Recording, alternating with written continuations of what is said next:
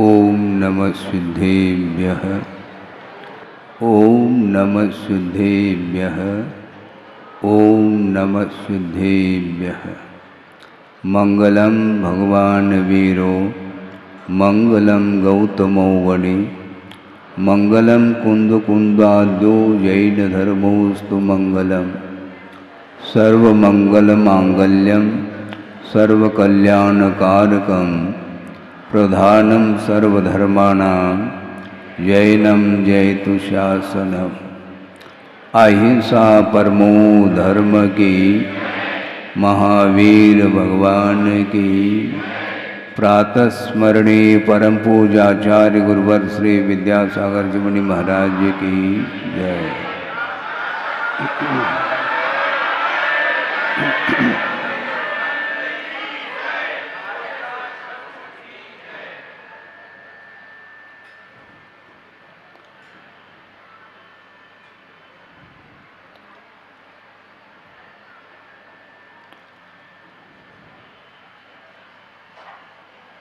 आप लोग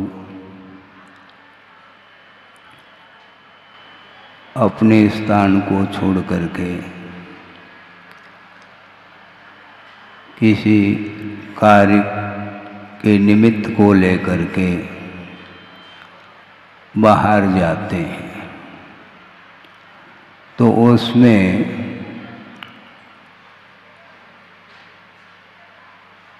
अनेक प्रकार के साधनों का उपयोग करते हैं आप लोग और मार्ग को तय किया जाता है और मार्ग दिखाई पड़ता है। कुछ ऐसे भी मार्ग होते हैं जो दिखाई नहीं पड़ते हैं, फिर भी वहाँ तक आप लोग भिन्न भिन्न साधनों से पहुँच जाते हैं। समझने के लिए कोई रास्ते पर पैदल चल करके मार्ग को तय करता है, कोई बाइसिकल के माध्यम से जाता है और उसके बाद टू व्हीलर मोटरसाइकिल जो भी हो उसके माध्यम से, कोई बाई कार चला जाता है, बस के द्वारा भी जा सकता है, बाय ट्रेन भी यात्रा की जा सकती है। ये सारे पथ दिखाई पड़ रहे हैं, किंतु जो बाय प्लेन यात्रा कर रहा है, यात्रा तो चल रही है लेकिन रास्ता दिखाई पड़ता क्या है? जो फ्लाइट से कर रहा है रास्ता देखने में नहीं आती, किंतु उस प्लेन में दिशा सूचक यंत्र होते हैं जिसके माध्यम से वो अपने गंतव्य तक ले जाता है। इसी प्रकार जलयान के माध्यम से भी यात्रा होती है। चारों ओर जो सागर समुद्र है जल ही जल दिखाई दे रहा है और उसमें रास्ता देखने में नहीं आ रही। वहाँ पर भी दिशा सूचक यंत्र के माध्यम से ही दिशा मिल जाती है। उसी प्रकार मोक्ष मार्ग पर आरूढ़ होना है। मोक्ष मंजिल का नाम है और मार्ग पथ का नाम है, किंतु वह मोक्ष मार्ग दिखाई नहीं देता, फिर भी उस पर आरूढ़ होने वाले होते हैं। वस्तुतः वह मोक्ष मार्ग भावात्मक है मुख्य रूप से। परिणामों के माध्यम से ही हम इस संसार से अथवा भव समुद्र से पार हो सकते हैं। पार होने की इच्छा जिसके भीतर है वही मोक्ष मार्ग पर चलने के लिए तत्पर हो जाता है। मोक्ष को प्राप्त करना है क्या नहीं आप लोगों को, हैं? लेकिन शोरगुल कम करो, हैं? मोक्ष मार्ग उसके बिना दिखाई नहीं पड़ता है। आप लोगों की भूमिका अलग है, धर्म ध्यान करने की भूमिका आप लोगों की अलग है और श्रवण की अलग हुआ करती है। तो मोक्ष मार्ग पर चलने वाले साधक होते हैं और उनके लिए आगमकारों ने मोक्ष मार्ग को प्रशस्त किया है। बहुत पुराना प्रसंग आपके सामने रख रहा हूँ। गुरुदेव ने 2-3 चातुर्मास किए नैनागिरी में, एक 78 में हुआ और लगातार 2 चातुर्मास 81 और 82 में हुए। उसमें उन चातुर्मास के दौरान पर्व का समय चल रहा था, भाद्रपद दशलक्षण पर्व के दिनों में प्रतिदिन गुरुदेव एक एक धर्म पर प्रकाश डालते और सायंकालीन वेला में, संध्या वेला जिसको बोलते हैं, आचार्य भक्ति के उपरांत तत्व चर्चा होती थी।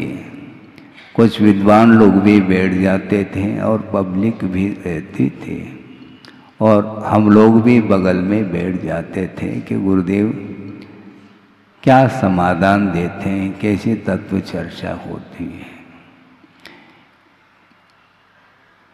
एक विद्वान ने जिज्ञासा रखी कि महाराज आपकी क्या धारणा है।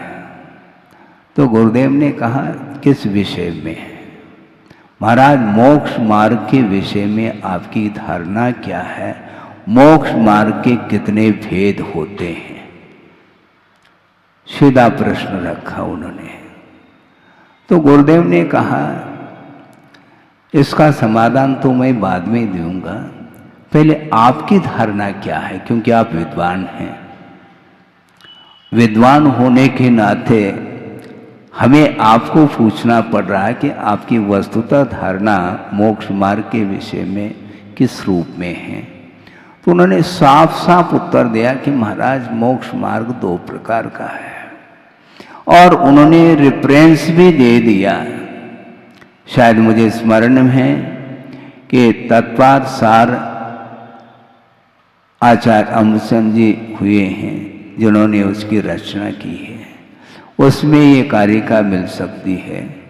और उन्होंने उदाहरण दे दिया, निश्चय व्यवहाराभ्याम मोक्ष मार्गो द्विधा स्थितः, निश्चय व्यवहाराभ्याम मोक्ष मार्गो द्विधा स्थितः तत्राद्य साध्य रूप स्यात् द्वितीय तस्य साधनम। अब गुरुदेव ने सोचा रेफरेंस दे रहे हैं और आगम का बात तो ठीक कह रहे हैं। गुरुदेव ने कहा पंडित जी, हाँ हमने आपकी बात को सुन ली, बल्कि आपकी नहीं, आपने जो आगम का विषय दिया है बहुत उपयुक्त प्रासंगिक विषय आपने दिया है।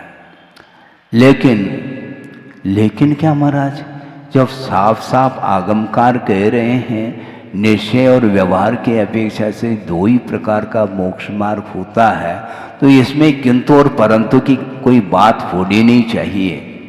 बिल्कुल ठीक कह रहे हैं पंडित जी, लेकिन क्या है उसको स्पष्ट करना है। वस्तुतः देखा जाए मोक्ष मार्ग 2 ही प्रकार का है, इसमें कोई दो राय नहीं है। और वह मोक्ष मार्ग आत्माश्रित है बंधुओं, ये ध्यान रखो। जो आत्माश्रित मोक्ष मार्ग है वो 2 ही प्रकार का है, किंतु शरीराश्रित भी मोक्ष मार्ग होता है, ये ध्यान रखो। आप लोगों की दृष्टि नहीं जा पाती है, जाना चाहिए। उन्होंने उदाहरण भी दे दिया कि आप लोग दूध में से क्या निकालते हैं? ये निकालते हैं ना। हाँ, खोआ मंडी है, ध्यान रखो। हाँ, हमें खोआ नहीं बनाना ना, हमें कोई की आवश्यकता नहीं, आप खा लेना है। हमें घृत को उस दूध में से निकालना है। हमें आपको पूछना चाहते हैं, मान लो 1 गिलास दूध है, उसमें घी दिखाई पड़ रहा है क्या? जब घी है ही नहीं तो उसमें से निकलेगा कैसे? दिखाई तो नहीं दे रहा है, किंतु उसी दूध में से ही घृत निकलने वाला है। मान लो आप 4-5 किलो दूध तपाते हैं, फिर बाद में उसमें जामुन डालते हैं, फिर बाद में कालांतर में वह क्या जमता है? गलत बात है, दही नहीं जमता, दूध जमता है, ध्यान रखो। यही तो समस्या है, लेकिन व्यवहार चलता है, इसी का नाम चलती का नाम गाड़ी है, ये ध्यान रखो। दही नहीं जमता, दूध ही जमता है और दूध ही दही के रूप में परिवर्तित होता है जामुन डालने से, ये ध्यान रखो। समझ में तो बात आ रही?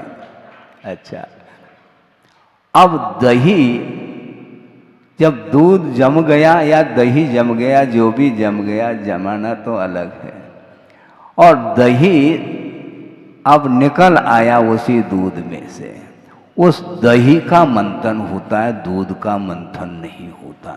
ठीक है? अब दही का मंथन करना है, दही को कहां पर रखेंगे आप? दही का मंथन करेंगे, दही किसके आश्रित रहेगा?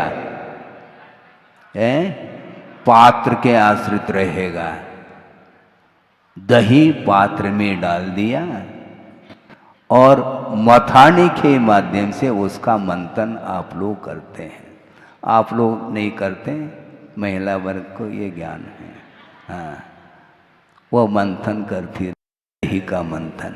और दही का मंथन जब मथाने से किया जाता है तो उस दही में से ही वह नवनीत निकल आता है, और नवनीत निकलने के बाद फिर दाह संस्कार की आवश्यकता, अग्नि संस्कार जिसको बोलते हैं, और उसमें से जो जलांश है नवनीत में, वह सारा सारा दूर हो जाता है, वह जलांश जल जाता है, तो शेष क्या बचता है? घी, और उसमें से सुगंधी फूटती है। हम ये पूछना चाहते हैं, और गुरुदेव ने पंडित जी को पूछा कि पंडित जी आप ही बता दो, आपने कहा था और आगम के माध्यम से कहा था कि निश्चय और व्यवहार 2 ही प्रकार का मोक्ष मार्ग है, तो हम ये पूछना चाहते हैं, दही का मंथन किया है, दही में से ही नवनीत निकलता है, और नवनीत से ही घृत की उपलब्धि होती है, लेकिन वह दही का मंथन जो किया है वह अधर में थोड़ी किया है, पात्र की आवश्यकता है। उसी प्रकार ये जो निश्चय और व्यवहार मोक्ष मार्ग है, ये दोनों आत्माश्रित है, भावात्मक है, किंतु ये भावात्मक मोक्ष मार्ग द्रव्यात्मक मोक्ष मार्ग के बिना संभव नहीं, और वह उपचार मोक्ष मार्ग इसी को बोला है जो कि शरीर आश्रित हुआ करता है। शरीर आश्रित का अर्थ 28 मूल गुणों का जो पालन होता है वह शरीराश्रित ही मोक्ष मार्ग माना जाता है। इसको प्रमुखता नहीं दी है, ये बात अलग है, किंतु वस्तुतः दही पात्र के बिना संभव नहीं। अधर में आप दही का मंथन करोगे क्या? तो ये शरीर है। रत्नत्रय का आधार कौन है? स्वभावतो शुचोकाये रत्नत्रय पवित्रते निर्जुगुप्सा गुण प्रीतिर मता निर्विचिकित्सिता। इस प्रकार निर्विचिकित्सा अंग के प्रसंग में आचार्य समंतभद्र स्वामी ने रत्नकर्ण श्रावकाचार्य के अंदर इस प्रसंग को रखा है।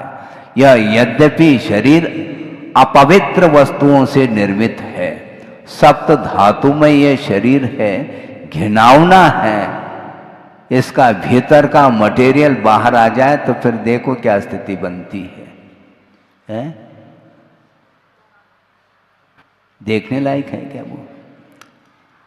शरीर के अंदर क्या वस्तु है और शरीर के बाहर वह वस्तु दिखाई नहीं पड़ रही है, और क्रीम पाउडर इत्यादि का प्रयोग आप लोग करते हैं शरीर के ऊपर, भीतर से नहीं, और ऊपर से सब कुछ किया जा रहा है, भीतर वह सप्त धातुमय शरीर अपवित्र है, किंतु रत्नत्रय पवित्रते कहा।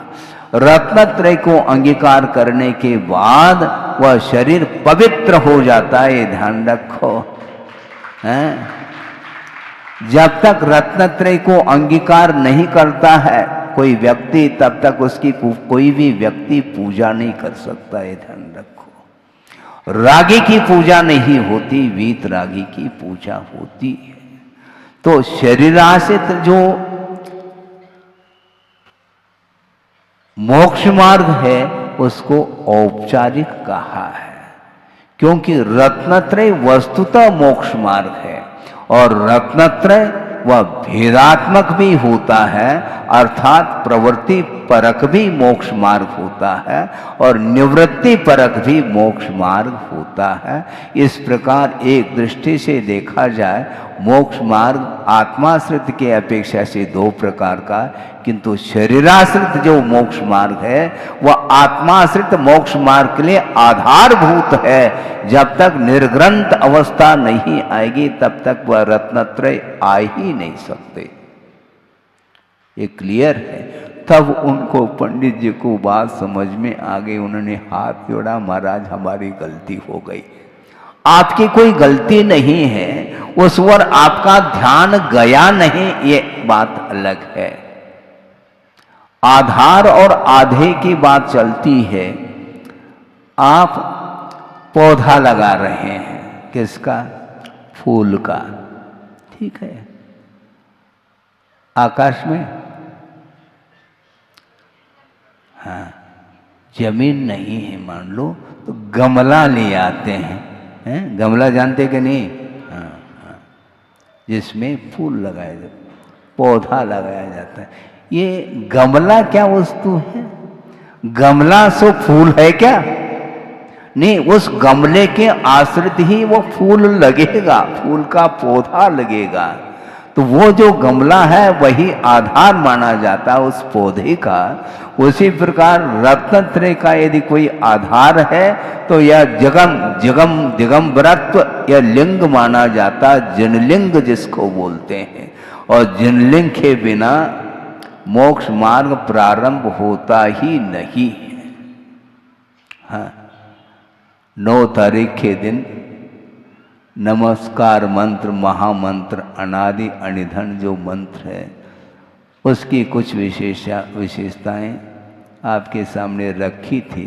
अल्प समय था, किंतु वह दिगंबरत्व के बिना संभव नहीं मोक्ष मार्ग। पंच परमेष्टि का स्मरण आप करते हैं, वर्तमान में अनंत परमेष्टि दिखाई नहीं दे रहे हैं।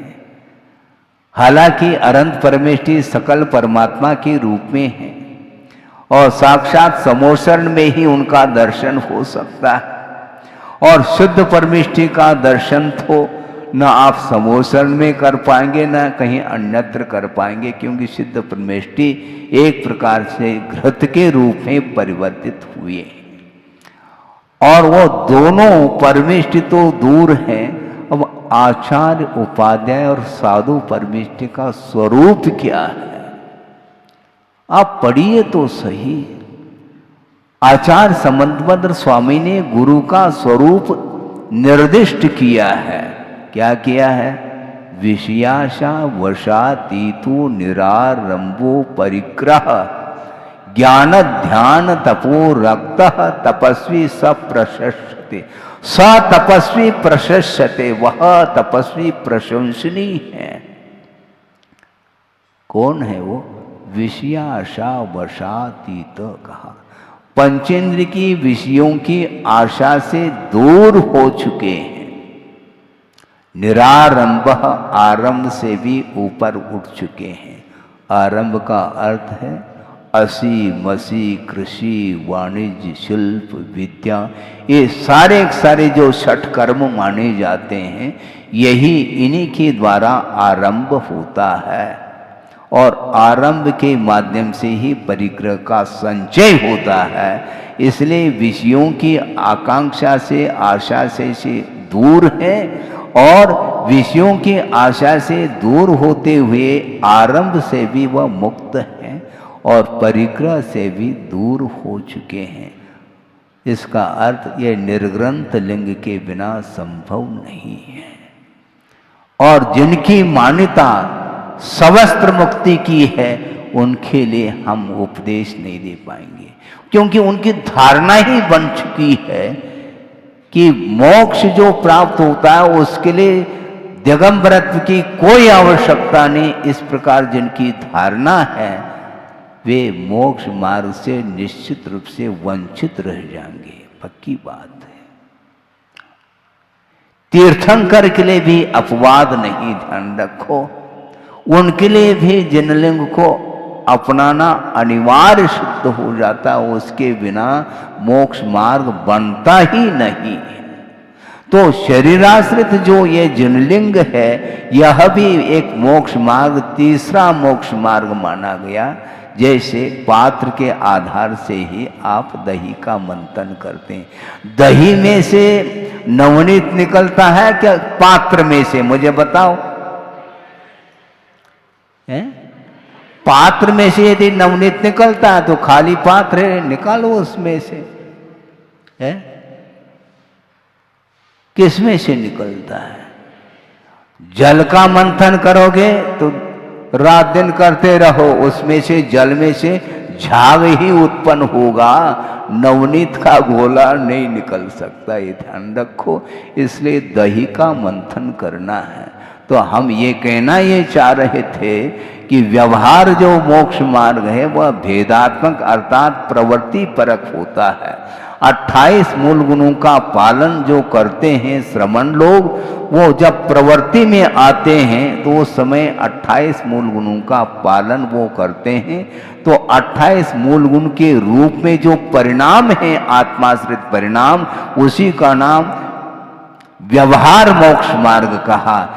व्यवहार का अर्थ झूठा है ऐसा नहीं, कई लोगों की धारणा ये तो व्यवहार है, तो व्यवहार का अर्थ समझ क्या रहे हैं आप? दही को आप व्यवहार मान करके टाल दोगे तो कभी भी घी निकलने वाला नहीं है। हाँ, तो इसलिए प्रवृत्ति में जब आते हैं श्रमण लोग, आना पड़ता है, प्रवृत्ति में आने का भाव नहीं रहता उनका, किंतु अंतर मुहूर्त में गुप्ती से बाहर आना ही पड़ता है। ध्यान का जो काल है वह अंतर मुहूर्त माना गया है। अंतर मुहूर्त के लिए वह भीतर प्रवेश कर जाते हैं, आत्मा में लीन हो जाते हैं, और अंतर मुहूर्त में उस ध्यान के माध्यम से केवल ज्ञान प्रकट हो जाए तो अच्छी बात है, नहीं है तो पुनः बाहर आना पड़ता है, आना नहीं चाहते। षटखंड आगम की वाचना चल रही थी, धवला ग्रंथ टीका की। उस समय प्रसंग आया था कि शिष्य ने प्रश्न किया कि महाराज आप मौन क्यों हैं? आप मौन क्यों हैं? उन्होंने कुछ बोला नहीं। क्यों महाराज, हमसे बात नहीं करना चाहते हैं? उनने कुछ बोला नहीं। फिर बाद में बार बार जिज्ञासा रखने से गुरुदेव ने कहा कि देखो, मैं आपसे बात करने के लिए नहीं बैठा हूँ, कोई प्रयोजन हो तो मैं बोलूँ, निष्प्रयोजन हम आपसे वार्ता नहीं कर पाएंगे। महाराज आप हमेशा या तो स्वाध्याय करते रहते हैं या तो जाप करते रहते हैं, हमसे आप बात ही नहीं करते हैं। हम आपसे बात कर सकते हैं महाराज, हमारी ओर आपकी निगाह ही नहीं है। हाँ, क्या बोलते हैं बुंदेलखंड में, हेरत नहीं है आप। अब हेरत नहीं मतलब आप हमें देखते ही नहीं। आपको मैं देखूंगा, यदि आप भगवान बन जाए तो आपको ही देखता रहूंगा, ये ध्यान रखो। बन तो जाओ आप, हाँ, आप भगवान बन जाएंगे तो फिर हम अपलक देखेंगे, ये ध्यान रखो। हाँ, किंतु देखने का प्रयोजन मेरा कुछ भी नहीं है। बिना देखे भी आपका कल्याण हो सकता है। यदि आपकी आस्था है तो बस आचार्य मौन भी रहें तो भी उपदेश मिल सकता है। ये माइक फिटिंग करने की कोई आवश्यकता, माइक टेस्टिंग क्या कर रहे हो, टेस्टिंग क्या कर रहे हैं, अपने आप को टेस्टिंग करो। उपदेश की कोई आवश्यकता इसलिए नहीं है, ये दिगंबरत्व अपने आप में ये जो लिंग है, इसके दर्शन करने के माध्यम से भी सम्यक्त की उत्पत्ति हो सकती है। ये जिनलिंग माना गया है, जिनबिंब दर्शन करते हैं तो वहां पर क्या आपको मिलता है, उपदेश मिल रहा है क्या। अभी आप लोगों ने संगम कॉलोनी वालों ने कहा कि महाराज क्या कौन से चंद्रप्रभु भगवान, हाँ, और शांतिनाथ भगवान है। ये ध्यान रखो, आप किसी भी तीर्थंकर की आराधना करो, हमें कोई बाधा नहीं, चंद्र प्रभु की ही करो, शांतिनाथ की ही करो। लेकिन हम ये आपको ये पूछना चाहते हैं, तीर्थंकरों में कोई अंतर है क्या? चाहे वृषभनाथ हो, चाहे पार्श्वनाथ हो, चाहे महावीर हो, चाहे शांतिनाथ हो, कोई भी नाथ हो, नाथ है, ये ध्यान रखो। तीन लोक के नाथ हैं, मोक्ष मार्ग के नेता हैं वो। लेकिन एक भाव आ जाते हैं, महाराज हम क्या करें, कोई बाधा नहीं, और किसी नाथ की पूजा न करो, शांतिनाथ की करो, कोई बाधा नहीं। हाँ। वीतरागी की यदि आराधना आप कर रहे हैं, निश्चित रूप से आपका कल्याण होगा, पक्की बात है। तो मैं ये कह रहा था कि वस्तुतः ये परिणाम होते रहते हैं, ये अपनी कमजोरी मानी जाती है, कोई बाधा नहीं। किंतु पंच परमेष्टि का स्मरण जब करते हैं, उस समय वीतराग दशा का ही भान होता है। पंच परमेष्टि में किसका नाम है, आप बता सकेंगे? आदिनाथ का नाम है, बड़े बाबा का, शांतिनाथ, पार्श्वनाथ, 24 तीर्थंकर में से किसी भी तीर्थंकर का नाम नहीं उसमें। नमो अरहंतानम, अरहंत परमेष्टि को मैं स्मरण में ला रहा हूं। ये अरहंत परमेष्टि को स्मरण में लाया है, ये नाम नहीं है क्या? नाम तो है, किंतु यह प्रॉपर नाउन नहीं है, कॉमन नाउन है। पर्टिकुलर किसी तीर्थंकर का नाम यहां पर अंकित नहीं किया नमस्कार मंत्र में। जिन्होंने 18 दोषों से जो मुक्त है, जिन्होंने 4 घातिया कर्मों को समाप्त कर दिया है, वे अरहंत अवस्था में माने जाते हैं। उनकी मैं स्तुति करता हूँ, उनकी उपासना करता हूँ। तो यहाँ पर पर्टिकुलर कोई नाम आया क्या? नहीं है। इसलिए तीर्थंकर है, अरहंत अर्थात तीर्थंकर का ही प्रतीक है। इसलिए आप पंच परमेष्टि का स्मरण करिए, वस्तु मैं ये कह रहा था कि महाराज आप बोलना क्यों नहीं चाहते? भैया बोलते बोलते अनंत काल व्यतीत हुआ है, उससे कोई कार्य हो नहीं रहा है, किससे वार्ता करें? और कल या परसों हमने बात कही थी कि 923 जो पुत्र हुए थे निगोद से निकल करके चक्री के, भरत चक्रवर्ती के, वे मौन रहे बताते हैं। चक्रवर्ती को चिंता हो गई, पुत्र उत्पन्न हो इसकी प्रतीक्षा में मैं था, और 923 पुत्र हो गए लेकिन बोल नहीं रहे हैं। ये चिंता हो गई। ये गूंगे तो नहीं भगवान? नहीं, गूंगे नहीं, बहुत अच्छे बोलते हैं, लेकिन तुमसे नहीं बोलेंगे, हमसे बोलेंगे। हाँ, वृषभनाथ भगवान ने यही कहा, आपसे कोई उन्हें प्रयोजन नहीं है। अब वो निकलने वाले हैं कुछ ही दिनों में, और निकल गए, कड़ गए।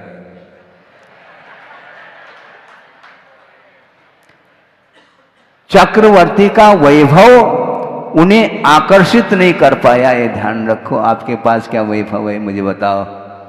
चक्रवर्ती का वैभव मालूम है कि नहीं? 84 लाख हाथी। एक हाथी है क्या आपके पास है? 84 लाख, लेकिन उन्होंने खरीदा नहीं है, ध्यान रखो।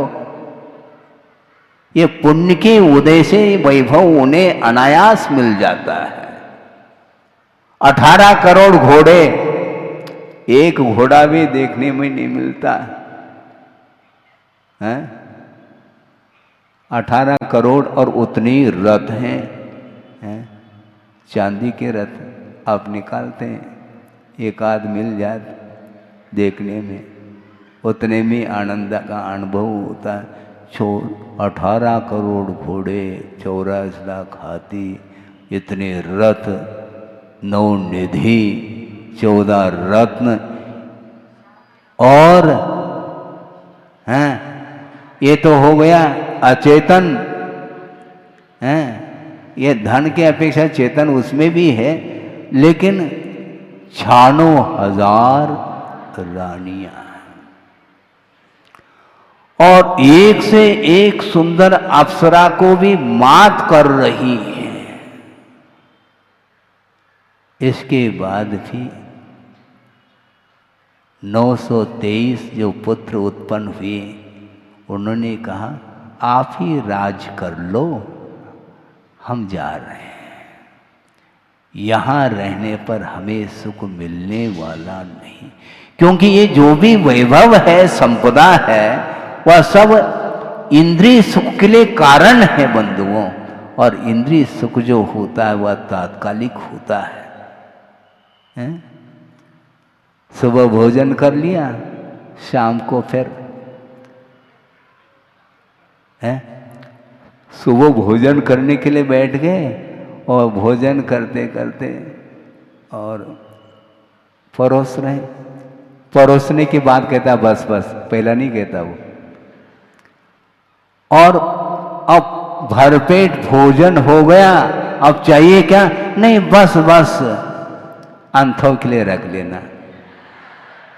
ये स्थिति तात्कालिक तो आपको लगता है कि भूख मिट गई है, प्यास बुझ गया, लेकिन घंटे घंटे बाद में पुनः वही स्थिति है।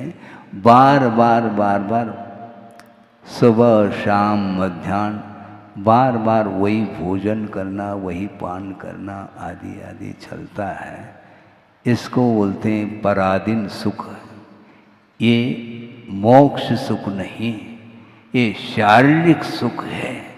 और भरपेट भोजन करने के उपरांत पुनः मानसिक सुख की बात और आ जाती है। ख्याति, पूजा, लाभ इसमें लग जाता है। वह भी मानसिक सुख है, किंतु शारीरिक और मानसिक इन दोनों प्रकार के सुख से यदि कोई ऊपर उठा हुआ कोई सुख है तो वह स्वाधीन सुख माना जाता है, आत्मिक सुख। और आत्मिक सुख जो मिलता है वह बिना रत्नत्रय के संभव नहीं है। इसलिए मोक्ष मार्ग 3 प्रकार का है, आप लोग ध्यान में रखेंगे। इसलिए ये उपचार मोक्ष मार्ग का अर्थ शरीराश्रित जो क्रियाएं हैं 28 मूल गुणों के पालन के रूप में उसको शरीराश्रित कहा, और उसके आश्रित ही आत्माश्रित जो गुणस्थान का जो भाव है गुणस्थानगत, वह व्यवहार और निश्चय मोक्ष मार्ग माना जाता है। हालांकि यह विषय जटिल भी हो सकता है, लेकिन फिर भी सरल बनाने का प्रयास तो हमने किया है, और उदाहरण आदि के माध्यम से भी आपको ये ज्ञात हो गया। वस्तुतः हमें मोक्ष मार्ग पर आरूढ़ होना है।